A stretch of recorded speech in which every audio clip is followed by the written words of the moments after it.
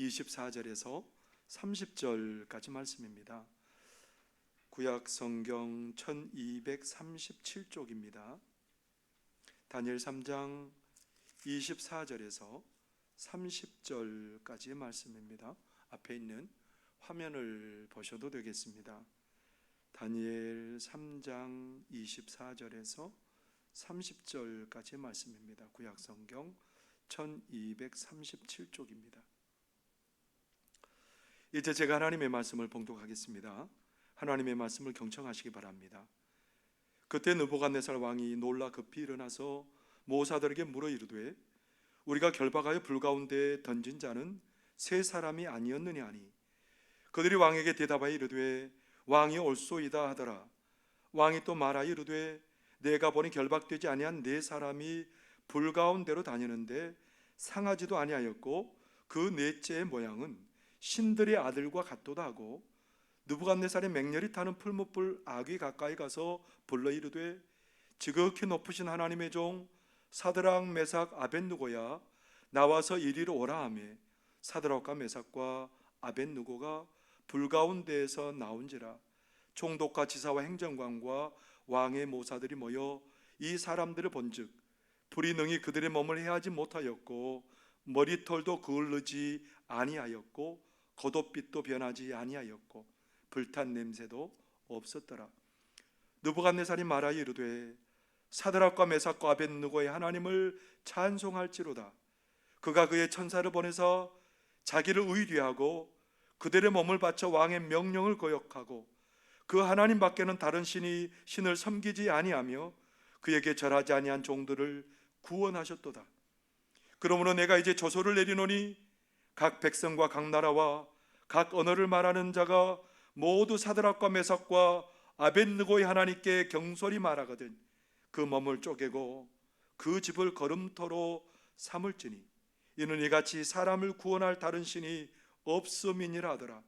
왕이 드디어 사드락과 메삭과 아벳느고를 바벨론 지방에서 더욱 높이니라.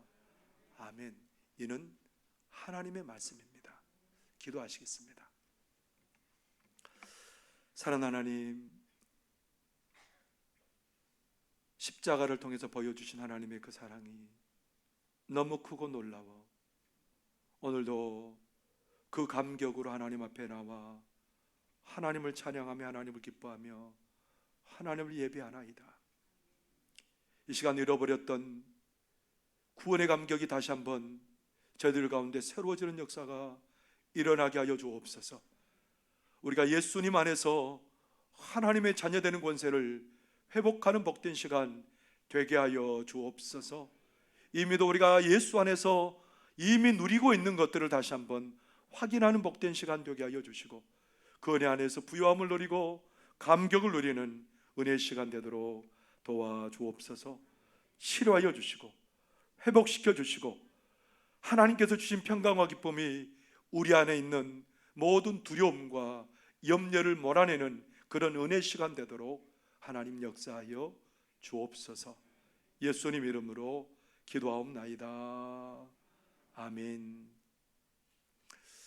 오늘도 우리 하나님의 은혜를 사모함에 나온 사랑하는 성도님들에게 하나님의 평강과 기쁨이 가득하기를 바랍니다. 로제타 홀이라는 선교사님이 계시는데요, 이 선교사님이 20세 때 인도에서 선교하시는 챈들러 선교사님으로부터 간증을 들었답니다. 그래서 간증을 듣고 나도 선교사로 헌신하고 선교사로 나가야 되겠다. 그 당시에 이 로제타 홀 선교사님은 교사였습니다. 그 교사직을 내려놓고 펜실베니아에 있는 여성들만 가는 의과대학에 입학해서 졸업을 했습니다. 의대를 졸업하고 이분이 1890년에 한국에 선교사로 파송을 받아요. 미국 선교사님들이 한국에 세워놓은 보구여관이라는 그런 곳에서 그 사역을 시작합니다. 이 보구여관은 여성들만 돌보는 그런 기관이에요. 그래서 한 10개월 정도 사역을 하고 있는데 그 10개월 정도 어간에 한 2,500명 정도 되는 환자들을 돌보게 되었답니다. 그렇게 헌신하고 있는 가운데 1892년에 제임스 홀이라는 의료 선교사를, 이분은 신학도 공부하고 의사이시기도 한 분인데요, 이분하고 결혼을 해서 이제 평양으로 와서 사역지를 평양으로 옮겼습니다. 거기에 여성병원을 개원하고 남편과 함께 열심히 선교 사역을 감당하고 또 사람을 치료하는 그런 사역을 감당합니다. 1895년에 청일전쟁이 일어나고요, 많은 환자들이 생겨나고 콜레라가 창궐하게 되었고, 그런 가운데 이 두 부부는 눈코 뜰 새 없이 사람들 돌보고 그렇게 하다가 남편 제임스 월 선교사님이 콜레라에 걸려버린 거예요. 그러다가 제임스 월 선교사님이 돌아가셨습니다. 하나님 어디 계셨을까요? 이 로제타 홀 선교사님이 이제 두 자녀를 데리고 미국으로 돌아갔습니다. 미국으로 돌아갔다가 2년 반 만에 두 아이를 데리고 다시 한국으로 돌아옵니다. 큰 아이가 에디스라는 아이인데요, 이 아이는 참 건강하고 이 선교사님에게 기쁨을 주는 아이였습니다. 어떻게 보면 이 아이를 통해서 힘을 얻고 또 선교할 수 있는 그런 동력을 얻는 그런 아이였는데, 이 아이가 4살 되던 해에 갑자기 병을 앓고 죽어버립니다. 남편도 합정동에 있는 양화진에 묻게 되었고, 그리고 사랑하는 딸도 이곳에 묻게 되었습니다. 여러분, 하나님 어디 계신 걸까요? 원임 다해서 헌신하고 목숨을 걸고 헌신했는데 사랑하는 남편도 하나님께서 데려가시고 사랑하는 딸도 데려가시고, 하나님 어디 계신 걸까요?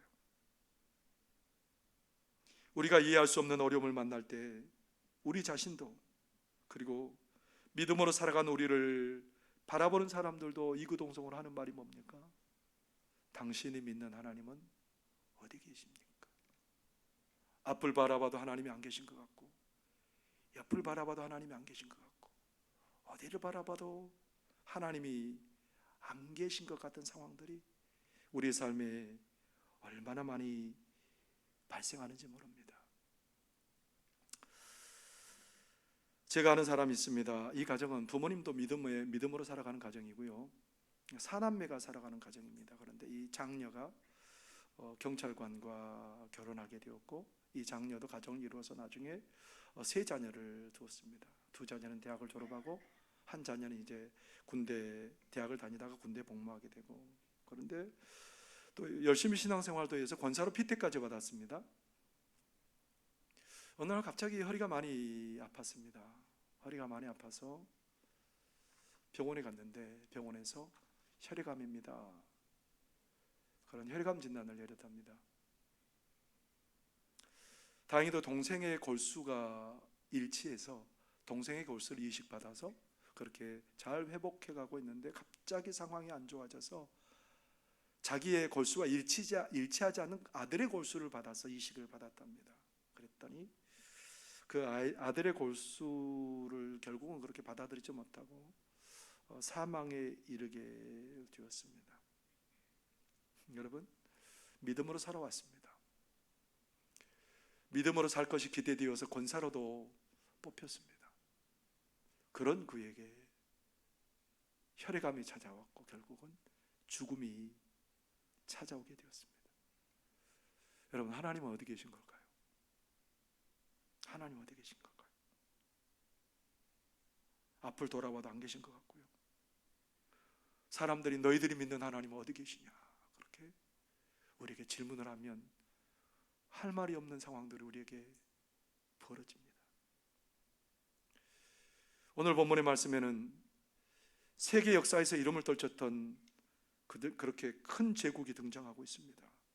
그 제국은 바벨론 제국입니다. 바벨론 제국의 역사 속에서도 어떻게 보면 가장 큰 힘을 자랑했던 사람이 누구냐면 느부갓네살입니다. 이 느부갓네살 임금이 남유다를 쳐들어왔습니다. 남유다를 쳐들어왔는데 3번 쳐들어오는데 가장 먼저 첫 번째 침략에서 다니엘과 3친구를 포로로 잡아옵니다. 다니엘과 사드락과 메삭과 아벳느고. 그 외에도 많은 사람들을 데려왔겠지만 느부갓네살 임금은 한 가지 전략이 있었어요. 포로로 잡아온 사람들 중에 특출한 사람들을 뽑아다가 왕궁에서 훈련을 시켜서 그렇게 관리로 등용하는 거예요. 이 사람들에게는 굉장한 특전이 주어지는 거죠. 포로 신분인데 이 사람들을 데려다가 가장 귀한 것을 먹입니다. 근데 이 가장 귀한 것이 나오는데 어디에서 드려진 거냐면 우상에게 바쳐졌다가 나오는 거예요. 그래서 다니엘과 3친구는 그것들로 내 음식으로 우리를 더럽히지 않을 거라고 그렇게 결단을 하고 자기를 돌보는 사람에게 우리가 채소만 먹게 해주십시오. 그래서 비교해 봐서 우리를 좀 그렇게 계속해서 채소 먹게 해주십시오. 비교해 보니까 좋은 음식 먹는 사람들보다 훨씬 더 얼굴이 빛나는 거예요. 나중에 훈련 과정이 끝나고 시험을 치르는데 어떤 사람보다 지혜로운 거예요.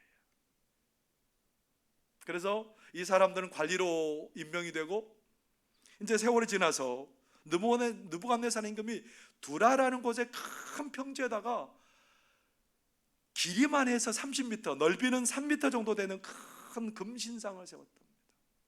보기만 해도 너무너무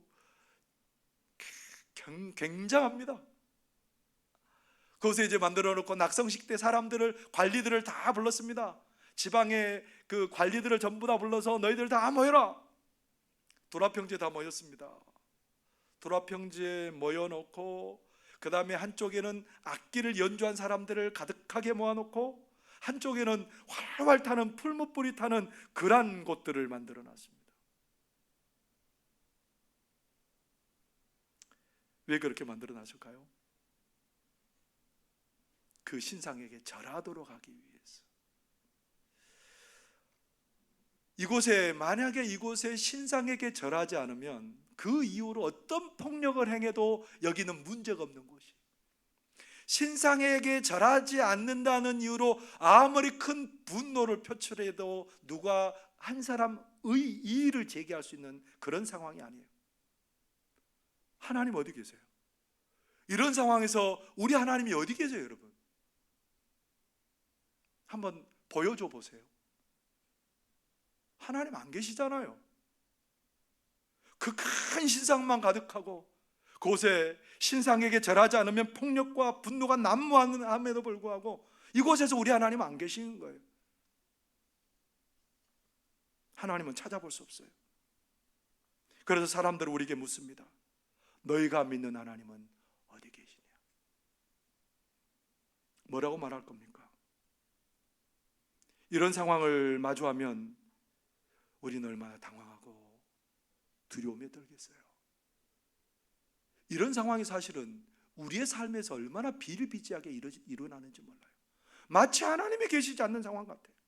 세상의 권력만 가득하고 세상의 이권만 가득하고 아무것도 하나님의 손은 전혀 닿지 않는 그런 것 같은 환경들이. 병원에 들어갔는데 그냥 거기에 링거 주사들만 가득하고 의료기기들만 가득하고 하나님의 손은 전혀 없는 것 같은 그런 환경들이 우리 가운데 펼쳐질 때가 얼마나 많습니까? 하나님이 없다고 말하고 두려움에 사로잡힌 사람은 비참하고 참 초라해질 수밖에 없습니다. 중국 역사에 유명한 임금이 누구냐면 진나라의 시황제입니다. 이 시황제가 죽어서 무덤을 만들었는데 무덤을 얼마나 엄청나게 만들었냐면 거기에 평상시 그 병사들을 그렇게 요즘 우리가 말하는 마네킹처럼 허수아비처럼 만들어 가지고 그런 엄청난 것들을 만들어 놨습니다. 왜냐하면 죽어서도 그런 권력 누리고 살라고. 그걸 병마용갱이라고 말하지요. 죽어서도 그렇게 엄청난 것을 만들어 놨는데 살아서는 얼마나 크게 권세를 부렸을까요? 살아서는 상상할 수 없는 권세를 부렸을 거예요. 엄청난 규모의 궁궐에다가, 그리고 침소는 얼마나 잘 만들어 놨겠어요. 휘황찬란하게 만들어 놓고 그냥 한 번만 누워도 잠이 싹 들 것 같은 그런 침소를 만들어 놓고 그가 그렇게 편안하고 그것을 다 누리고 살았을까요? 진나라 시황제는 자객이 두려워서 호위무사가 자는 쪽방 안에 있는 방에 들어가서 그렇게 자야 잠을 청할 수 있었답니다. 그 좋은 곳 두고 그렇게 호위무사가 있는 곳에 들어가서 살아가는 그 모습이 참 얼마나 초라합니까?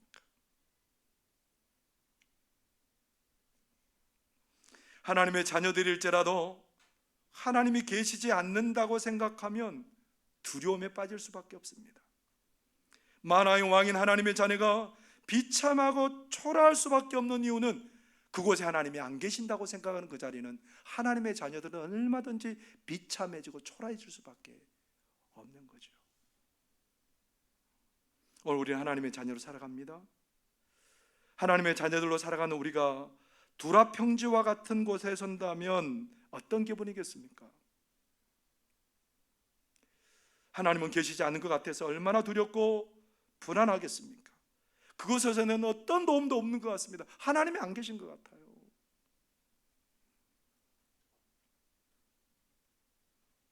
오늘 본문은 하나님이 어디 계시냐고 질문하는 우리에게 하나님이 계시지 않는다 이거 보여주기를 원할까요?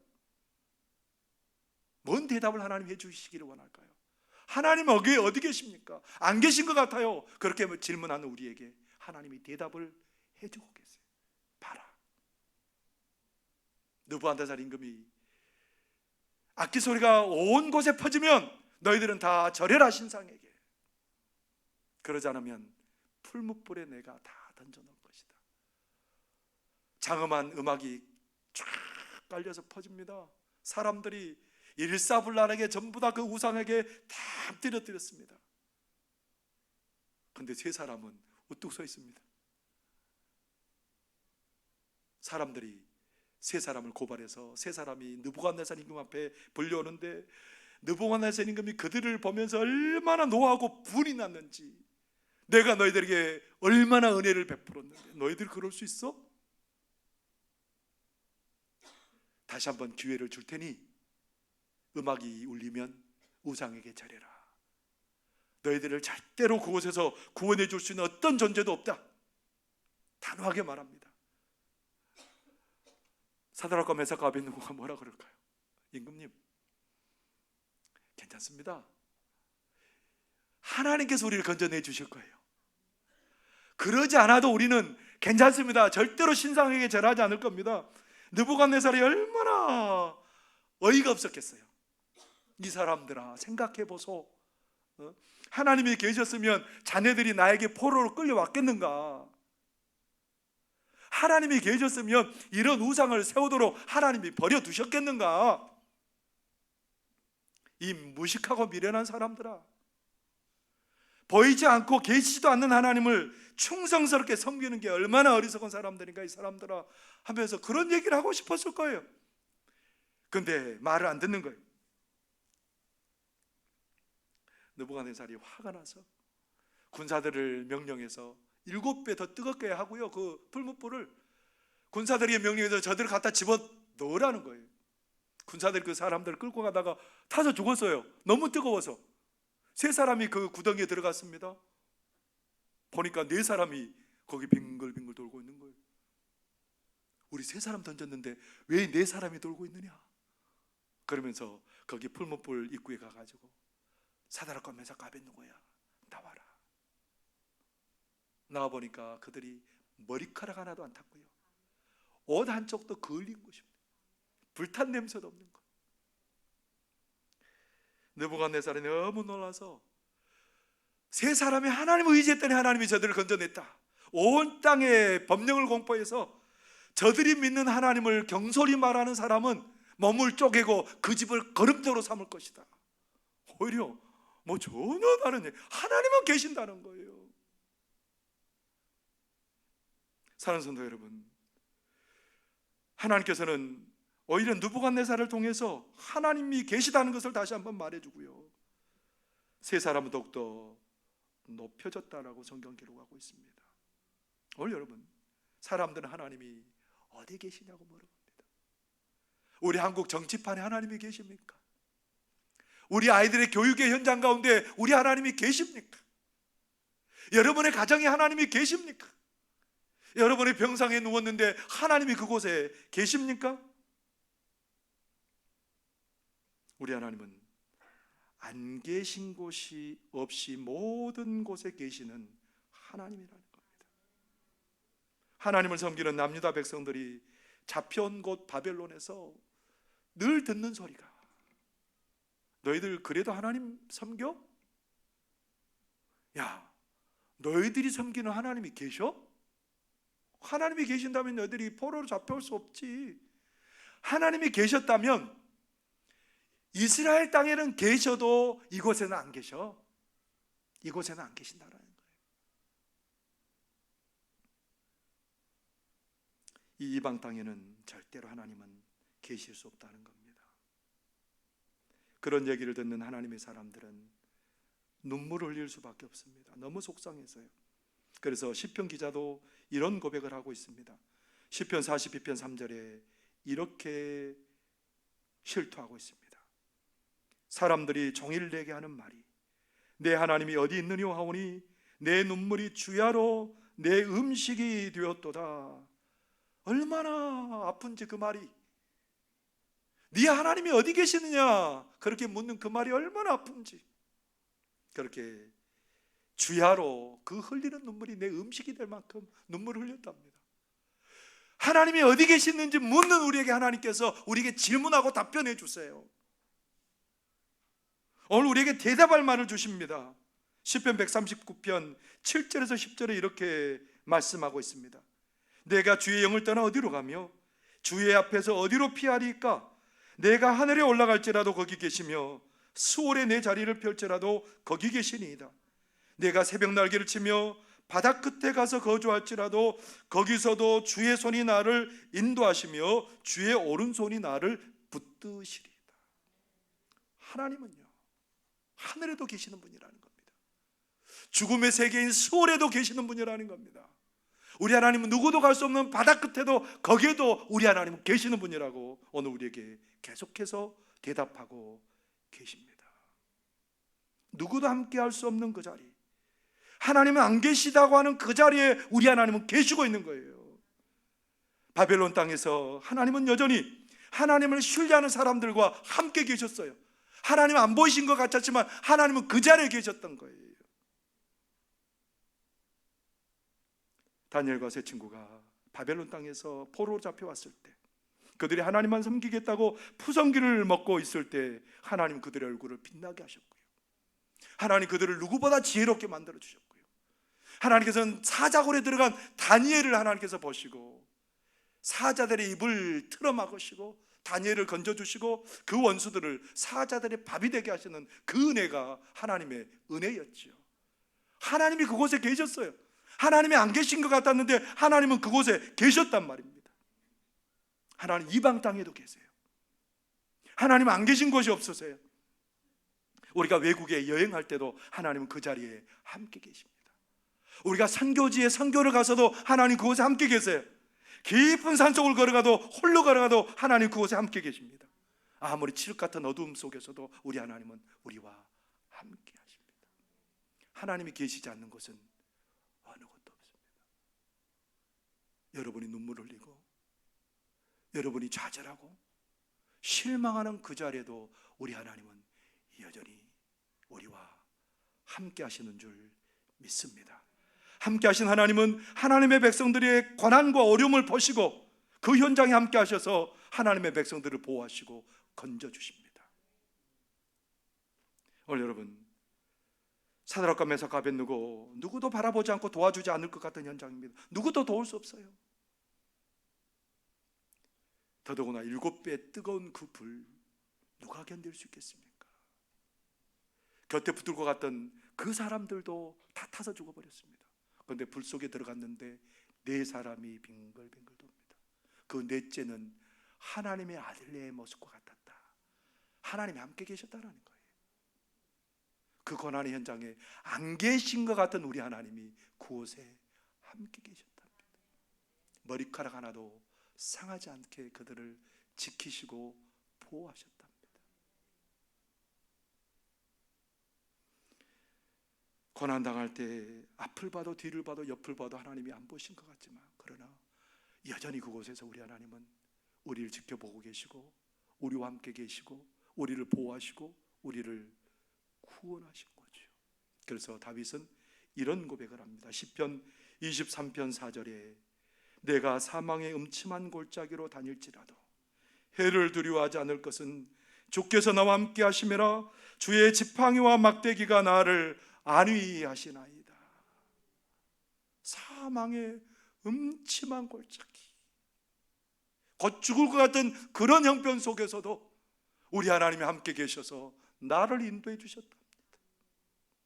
하나님이 안 계신 것 같은 그 자리에 우리 하나님이 함께 계셔서 구원을 베푸시고 그를 지켜주셨다라고 그렇게 말씀하고 계십니다. 극렬한 풀못불에 들어갔지만 하나님은 그들의 머리카락 하나도 타지 않게 돌보아 주셨답니다. 로제타올 선교사님, 다 모든 것이 무너져 버렸습니다. 끝났을까요? 그러나 하나님은 그들의 고난의 삶의 현장에도 여전히 함께 계셨습니다. 결국은 그가 훌륭하게 선교사역을 감당하게 되었고요, 그의 아들 쇼드 홀이라는 사람이 나중에 의사가 되고, 또 여기에서 계속해서 선교사역을 감당할 뿐만 아니라 크리스마스 실이라는 것 있죠. 그것을 제일 먼저 시작해서 결핵 환자를 퇴치하는 그 일을 시작했던 분이 바로 그 아들 쇼드 홀이라는 사람이에요. 이 로제타 홀 선교사님 때문에 고대 병원이 생겨났고요, 이대 병원이 생겨났고요, 우리 한국의 그 현대적인 의료가 그렇게 시작되고 오늘 우리 한국 의료 기술이 이렇게까지 발전한 이유는 그렇게 헌신한 로제타 홀 같은 선교사님 때문에 가능했다는 거예요. 우리 한국이 이렇게 복음으로 복을 누리게 된 이유는 그런 분들의 기도와 눈물이 있었기 때문에 오늘 가능했다라는 거예요. 하나님이 그 고난을 들어 사용하신 줄 믿습니다. 그 고난의 현장에도 하나님은 함께 하신 줄 믿습니다. 아까도 권사님으로 뽑혔던 그분, 여러분, 그 죽음이 헛된 걸까요? 그렇게 끝난 걸까요? 하나님 그렇게 두시지 않을 것을 저는 믿습니다. 그분의 기도로 더 많은 사람들이 세워지는 역사가 있을 것이고요, 그의 자녀들이 더욱더 믿음으로 든든히 역사가 일어나게 될 줄 믿습니다. 하나님 함께 계신 거죠. 안 계신 것 같은 곳에도 하나님은 여전히 함께 계신다라는 거예요. 우리의 고난을 유익으로 바꾸는 그 자리로 만들어 주시는 줄 믿습니다. 본죽 대표 이사신 최복희 사장님은 본 월드 미션 센터도 같이 이렇게 하고 있습니다. 본 월드 미션 센터는 귀국하신 선교사님들 위해서 건강검진을 하게 해드리고요, 상담도 해드리고요, 또 숙소도 마련해서 지낼 수 있게 하고요, 선교사에게 동참하는 그런 일을 하고 있습니다. 그리스도인 사업가인데 이분이 많은 상도 받았어요. 아름다운 기업인상, 행복 나눔인상, 한국 프랜차이즈 대상 대통령상을 수상할 정도로 많이 공헌하신 분입니다. 이런 분에게 고난이 없었을까요? 하나님 어디 계십니까? 그렇게 물을 만한 그런 시절이 없었을까요? 수입업체를 경영하고 있었는데 그 수입업체가 부도를 맞았습니다. 그런데 설상가상 지방에 있는 시어머니와 누이도 와가지고 부양해야 될 식구가 5명으로 늘었습니다. 생계할 것이 막막해서 대학교 입구에 포장마차를 만들고 호떡을 구워 팔았답니다. 수업을 마치고 온 아이들을 좀 배불리 먹여주고 싶어서 왕 호떡을 구워서 팔기 시작했답니다. 그 이유는 뭐냐면, 그렇게 큰 호떡을 구워서 판 이유는 이 아이들 좀 배불리 먹여주고 싶은 마음이 있었다는 거예요. 그래서 그렇게 파는데 미치고 이렇게 손해봐야 되잖아요. 근데 거기에 유명해져서 사람들이 줄을 서서 기다리고 있는. 나중에 이제 죽집을 열었는데요, 그 죽집 장소에서는 누구도 성공하지 못하고 전부 다 그렇게 손들고 실패하고 나가버린 그런 입지가 좋지 않은 곳이에요.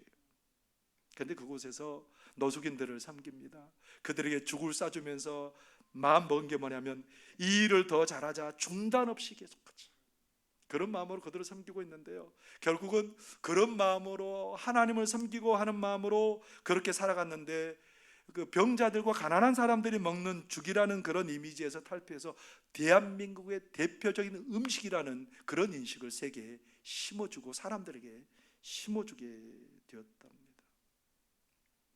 그렇게 성공신화를 이룬 최복희 사장님은 이런 고백합니다. 돌아보면 내 생애에서 가장 어두웠던 그때가 축복의 날들을 준비하는 찬란한 시기였음을 깨닫는다. 하나님 우리에게 은총을 주고 싶어 하신다. 우리가 그것을 받을 만한 상태로 변화될 때까지 기다리신다. 여러분, 우리를 고난을 헛되게 만드는 분이 아니고요, 고난의 현장에서 우리와 함께 계셔서 그 고난을 유익으로 바꿔주시고 받을 만한 그릇으로 우리를 빚어주신답니다. 우리의 삶에는 앞을 바라봐도 뒤를 바라봐도 좌우를 바라봐도 하나님이 안 계신 것 같은 상황들이 자주 벌어집니다. 그때마다 하나님 우리에게 다시 한번 말씀하십니다. 아니야, 너가 어디 있든지 내가 함께해. 너가 눈물이 흘린 자리에도, 너가 고난당하는 자리에도 내가 함께하지. 사랑하는 성도 여러분, 하나님 어디든지 함께하십니다. 고난의 자리에도 함께하시고요, 고난을 오히려 유익으로 바꿔주시는 그 하나님의 은혜를 바라보면서 고난 중에도 마치 하나님이 안 계신 것 같은 상황 속에서도 여전히 계신 하나님 때문에 용기를 내고 감사하고 찬송하며 믿음의 삶을 살아가는 저와 여러분의 삶이 되시기를 바랍니다. 기도하겠습니다. 사랑하신 하나님 아버지, 들으라, 나는 너희와 영원토록 함께하느니라. 하나님, 그 말씀이 좋습니다. 그 말씀이 우리에게 위로가 됩니다. 그 말씀이 우리에게 힘이 됩니다. 하나님, 우리의 어두운 눈 밝혀주시옵소서. 언제든지 어디든지 함께 계시는 주님을 눈을 열어보게 하여 주옵소서. 하나님의 일하시는 손길을 바라보게 하여 주옵소서. 하나님, 그리하게 어둠 속에서도 노래하게 하여 주시고 홀로 아파하는 자리에서도 하나님 바라보며 하나님의 역사를 기대하며 나아가는 저희들 될 수 있도록 도와주옵소서. 하나님의 역사가 우리를 승리하게 할 줄 믿습니다. 복된 그릇으로 빚어주실 줄 믿습니다. 그 하나님께서 우리를 복되게 하여 주옵소서. 예수님 이름으로 기도하옵나이다. 아멘.